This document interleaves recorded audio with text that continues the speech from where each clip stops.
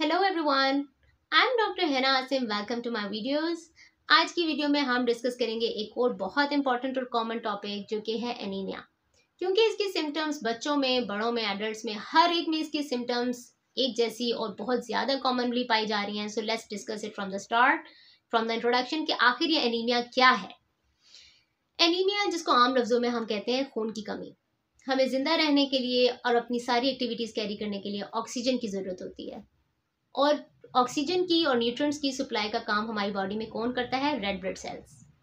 हमारी बॉडी में 3 तरह के सेल्स हैं: red blood cells, white blood cells और platelets. Red blood cells haemoglobin के साथ मिलकर हमारे बॉडी के सारे टिश्यूज तक ऑक्सीजन और न्यूट्रिएंट्स यानी कि खुराक पहुंचाते हैं। अगर किसी वजह से रेड ब्लड सेल्स या हीमोग्लोबिन की में कमी आ जाए, इनमें डेफिशिएंसी हो जाए, तो हमारे सारे टिश्यूज तक ये न्यूट्रिएंट्स, खुराक, ऑक्सीजन वगैरह नहीं पहुंच पाती। इसको कहते हैं एनीमिया। आप खुद सोचें कि अगर हमें ऑक्सीजन ना मिले हमारी बॉडी में तो हमें क्या सिम्टम्स आएंगे। ऑक्सीजन के बगैर हम सांस लेने में दुश्वारी होगी और हम एक्सर्शन फील करेंगे, हमारा सांस फूलेगा और हमारे दिल की धड़कन तेज हो जाएगी। तो दिस इज द सेम कि यही है एनीमिया के सिम्टम्स। तो अब हम डिस्कस करते हैं एनीमिया की सारी सिम्टम्स डिटेल में। नंबर फर्स्ट सिम्टम क्या है? पेल पेल कॉम्प्लेक्शन। कि स्किन का कलर येलो हो जाएगा, हाथों का कलर, स्किन का कलर, स्क्लेरा का कलर येलो कॉम्प्लेक्शन, क्योंकि ऑफ कोर्स न्यूट्रिएंट्स की कमी है, डेफिशिएंसी है, तो वो पीलापन। नेक्स्ट इज कि एक्सर्शन होगी। छोटी मोटी एक्टिविटी भी करते हुए आप शदीद थकावट महसूस करेंगे, बहुत ज़्यादा थक जाएंगे, आपको चक्कर आएंगे, बहुत ज़्यादा देर तक आप कहीं कंसंट्रेशन डेवलप नहीं कर पाएंगे और आपका सांस फूलेगा और सारे ही टिश्यूज वीक होंगे। बाल की बात करें तो बाल बहुत ज़्यादा गिरेंगे, नेल्स बहुत ज़्यादा टूटेंगे, नेल्स की एक स्पेसिफिक शेप हो जाएगी ग्रूविंग में, जिसको कोलोनिकिया कहते हैं कि ये मतलब कि साइड बीच से ग्रूविंग होगी और स्पून शेप नेल्स हो जाएंगे। बच्चों में एक स्पेसिफिक बिहेवियर नोट किया गया है कि वो उनकी नॉन फूडी आइटम्स की क्रेविंग बहुत ज़्यादा बढ़ जाती है, जैसे कि आइस हो गई और मिट्टी खाते हैं जैसे बच्चे, और चॉक, क्ले वगैरह इस तरह की चीज़ें, क्योंकि एक्चुअली उनके अंदर आयरन की डेफिशिएंसी होती है और इस कमी को वो पूरा करने के लिए तो उसका कोई सब्स्टिट्यूट ढूंढ रहे होते हैं। तो नेक्स्ट के कुछ पेशेंट कंप्लेन करते हैं कि उनके हाथ पांव बहुत सोते हैं। तो ये होता है एक स्पेसिफिक एनीमिया होता है विटामिन B12 की डेफिशिएंसी की वजह से, तो उसमें ये आता है, बट है वो भी एनीमिया, वो आगे हम डिस्कस करते हैं।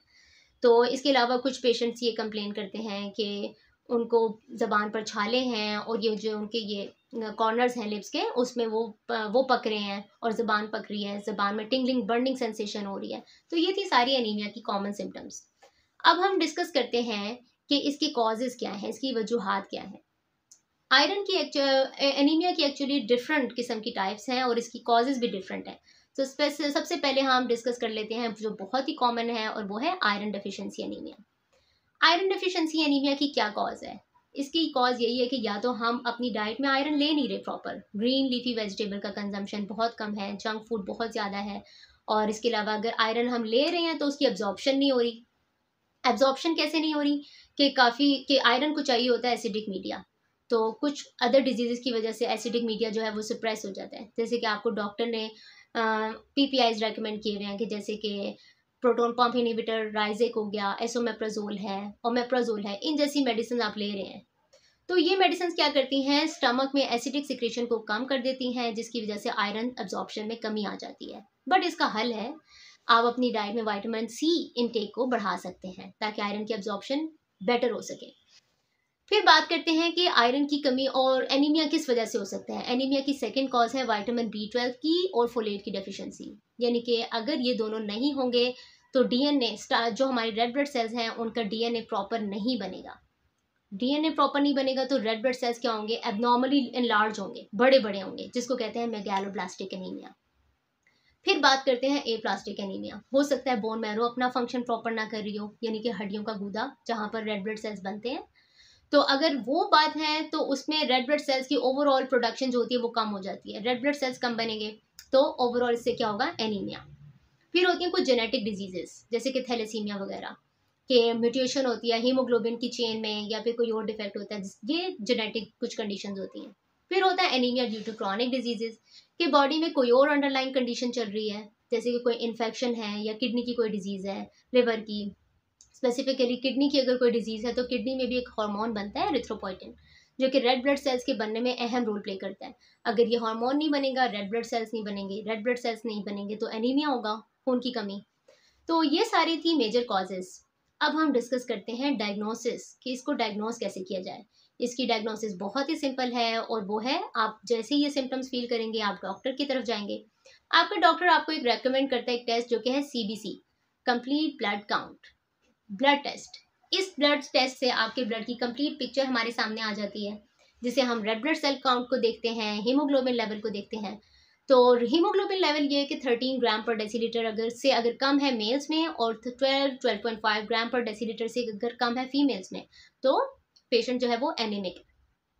इसके अलावा बहुत इंपॉर्टेंट फैक्टर जो है वो है MCV, मीन कॉर्पस्कुलर वॉल्यूम। इससे हम आइडिया लगाते हैं, इससे हम कंफर्म करते हैं कि आपको अगर एनीमिया है तो वो किस टाइप का है, आपकी एनीमिया की टाइप क्या है। यानी कि अगर आपको क्या पता आपको कि आयरन डेफिशिएंसी एनीमिया है, या फिर आपको मेगैलोब्लास्टिक यानी विटामिन B12 और फोलेट डेफिशिएंसी की वजह से एनीमिया है, और अगर या फिर आपको क्रॉनिक डिजीज की वजह से एनीमिया है। तो MCV जो है ये इंडिकेट करता है कि आपका एनीमिया किस कैटेगरी का है। So let's discuss it one by one, कि अगर आपका MCV जिसकी नॉर्मल वैल्यू है 180 से 100 फेमटोलीटर, अगर इससे कम है तो क्या है, सेल का साइज छोटा है, माइक्रोसाइटोसिस है, माइक्रोसिटिक एनीमिया है ये। तो इसमें क्या है, जो आपकी कॉज है वो आयरन डेफिशिएंसी है। आयरन डेफिशिएंसी की वजह से सेल का साइज छोटा है, and this is called microcytic anaemia. But हमें जाना है रूट कॉज की तरफ, कि एग्जैक्ट कॉज क्या है आयरन डेफिशिएंसी का, जो कि हमें बता सकती है क्या मजीद इन्वेस्टिगेशन। हम सीरम आयरन लेवल करवाएंगे, फेरेटिन लेवल कराएंगे, फेरेटिन सेचुरेशन और TIBC यानी कि टोटल आयरन बाइंडिंग कैपेसिटी जैसे टेस्ट हैं मजीद इन्वेस्टिगेशन के, जो हमें बता सकते हैं कि रूट कॉज क्या है। फिर अगर MCV यानी कि मीन कॉर्पस्कुलर वॉल्यूम जो है अगर 100 से अबव है, सेल का साइज बड़ा है, तो इसका क्या मतलब है, तो इसका मतलब है कि हमारे ब्लड सेल्स में विटामिन B12 और फोलेट की डेफिशिएंसी है, क्योंकि ये दोनों रोल प्ले करते हैं रेड ब्लड सेल्स के DNA बनाने में। अगर इन दोनों में से किसी की कमी होगी तो DNA प्रॉपर नहीं बनेगा, इमेच्योर DNA होगा, और सेल का साइज होगा वो इमेच्योर लार्ज होगा, एबनॉर्मली लार्ज होगा। तो इसको कहते हैं मेगैलोब्लास्टिक एनीमिया। फिर अगर सेल का साइज नॉर्मल है, यानी कि 80 to 100 फेमटोलीटर की रेंज में है, फिर भी रेड ब्लड सेल कम है और हीमोग्लोबिन कम है, तो इसका मतलब है कि बॉडी में कोई और अंडरलाइन कंडीशन है, इन्फेक्शन है, या फिर क्रॉनिक कोई किडनी की डिजीज है, या लिवर वगैरह की, या एप्लास्टिक एनीमिया है, बोन मैरो का कोई प्रॉब्लम है, कैंसर वगैरह। तो MCV से आप आइडिया लगा सकते हैं कि आपकी बॉडी में अगर एनीमिया है, एनीमिया की सफ़र कर रहे हैं आप, तो वो किस कैटेगरी में लाई कर रहा है। अब हम बात करते हैं इसकी ट्रीटमेंट की। तो जो कॉज होगी वही उसका ट्रीटमेंट होगा। सो अगर इसकी कॉज आयरन डेफिशिएंसी एनीमिया है, तो सबसे पहले हम बात करेंगे कि आयरन को सब कैसे पूरा किया जाए। अगर आयरन डेफिशिएंसी एनीमिया है तो हम क्या करेंगे, सबसे पहले अपना वन ऑफ माय फेवरेट की लाइफस्टाइल मॉडिफिकेशन होगी। सबसे पहले हम अपनी डाइट को ठीक करेंगे। डाइट में ग्रीन लीफी वेजिटेबल, पालक, मेथी, साग वगैरह, इन जैसी हम फ्रेश ग्रीन लीफी वेजिटेबल्स को ऐड करेंगे। Appropriate amount of meat add करेंगे। इसके अलावा हम एप्पल, फ्रूट्स में अगर देखें तो Apple is a good source of iron. Nuts में देखें तो किशमिश, खजूरें वगैरह, दीज ऑल आर दालें और all are good source of iron. तो इन चीज़ों से हम अपना आयरन पूरा कर सकते हैं। और अगर बात की जाए एब्जॉर्प्शन की, कि आयरन इनटेक पूरा है फिर भी एब्जॉर्प्शन पे भी हमें वर्कआउट करना है कि एब्जॉर्ब कैसे की जाए। तो हमें अपनी डाइट में विटामिन C लेवल इनटेक को ज़्यादा करना है। और एशिया में तो चाय खाने के साथ चाय पीने का बहुत ज़्यादा ट्रेंड है। ऑफ कोर्स खाने के बाद क्रेविंग तो होती है कि कुछ पिया जाए, but it would be better कि अगर विटामिन C फ्लूइड कोई हो, लाइक लेमनेड हो, ऑरेंज जूस हो जाए, क्योंकि ये आपके आयरन के एब्जॉर्प्शन में हेल्प आउट करते हैं। बट फिर भी अगर चाय ही है तो इसमें हम गैप दे सकते हैं 2 to 3 आवर्स का।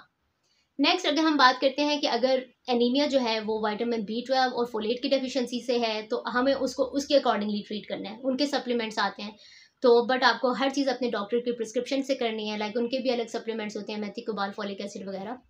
और अगर anaemia due to chronic disease है तो हमें अंडरलाइन डिजीज़ को ट्रीट करना है, कि अगर किडनी डिजीज़ की वजह से है तो हमें एरिथ्रोपोइटिन की सप्लीमेंटेशन की तरफ आना चाहिए। और अगर बाकी अंडरलाइन कोई और डिजीज़ हैं, इन्फेक्शन है, तो उनको हमें ट्रीट करना है। तो आपका डॉक्टर जो है वो आपको बेस्ट सजेशन देगा। और आई होप कि आज की वीडियो आपके लिए बहुत हेल्पफुल रही होगी, और वीडियो काफ़ी लंबी हो चुकी है। Thank you so much for listening. मिलते हैं नेक्स्ट वीडियो में मज़ीद इन्फॉर्मेशन के साथ। Okay everyone, bye bye.